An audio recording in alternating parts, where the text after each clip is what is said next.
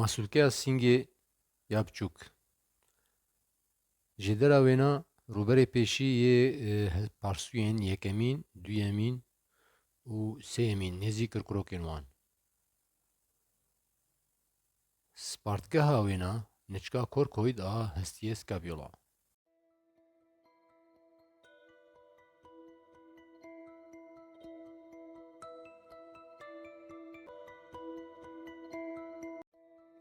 Sinirê masûlkeya Singê ya biçûk, sinirê medial pectoral nerve, sinirê singê yê navînî. Ev masûlke xwînê ji gelek jê deran distîne, sordamarê thorakoakromînal, ango sing akromînî û sordamarê singê yê jorîn û yê rexekî.